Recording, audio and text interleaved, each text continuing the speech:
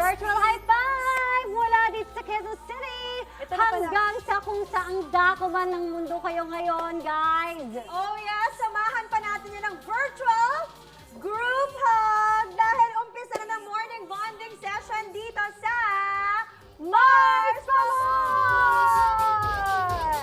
Dito sa Mars! Siyempre, alam namin marami sa inyo ay busy sa gawaing bahay. So let us keep you company, mga Mars at Pars. Oh yes, kami nang bahala sa inyo. Sagot na namin ang chika, ang paandar, ang saya. Isama pa natin ang mga katsikahan natin this morning mula sa Stories from the Heart, Never Say Goodbye, Herlene Budol and Lauren Young. Come on, ladies! Come on, ladies!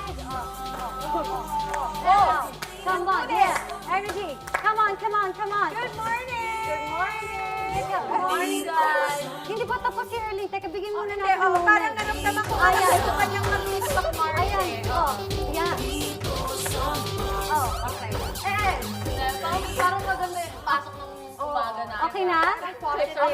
Okay ka na? Yung oh my God, nagulo yung bukas. Ayan kasi. Nakakatawa naman. Yan, Teka.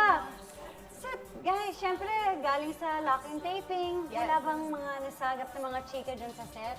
Wala naman. Wala naman. Wala Mabait naman. kami sa set namin na to. Wala. Talaga? Sobrang Super saya lang. bait. Nicest show ever. Char. Parang yung nasa bakasyon Parang lang. mas lalo akong na-curious dun sa nicest show ever, Mars. Diba?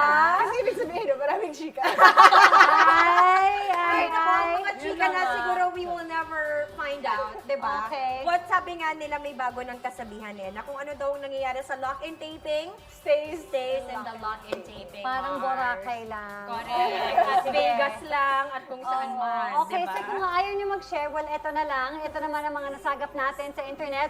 Ang trending na paandar para sa almusal. Woo! Isha-share sa atin ni Lauren ang simpleng recipe with a kick na chili oil egg. Uy! Dito yan sa Mars Masarap!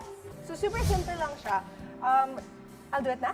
Okay. So, meron lang tayong hot pan and then nalagay natin yung chili oil in the pan. So, yan yung gagamitin nating oil to Yes. fry the egg.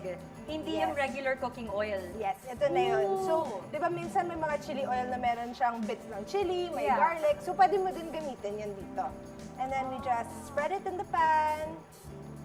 And we put our eggs. Simple as that. So, lulutuin mo yung egg sa chili oil? Yes! So, pang ano lang to, for people who loves- like spicy. Yeah. At saka ang saya, Mars, na itong panahon na to made people think about other ways of cooking our favorites. Oo. Diba? Yes. Matagal naman na tayong kumakain ng itlog, pero ngayon lang ako makakatry ever ng... Chili oil. Yeah. So, maanghang talaga to? Kung maanghang ng sobra yung chili oil mo. So, depende sa chili oil na Depende gagamitin sa chili mo, oil na Mars. gagamitin. Okay, Mars, Lauren, back to your chili oil egg. Ayan, may pumuputok. Ayan, puputok na siya. Pero, Pero, ang ganda ng itsura. it depends din kung anong gusto Mars, mo. mukha siya yung ano, yung sa... Yung like sa coffee buns, yung egg na may toyo. Yes. Diba? It looks like that.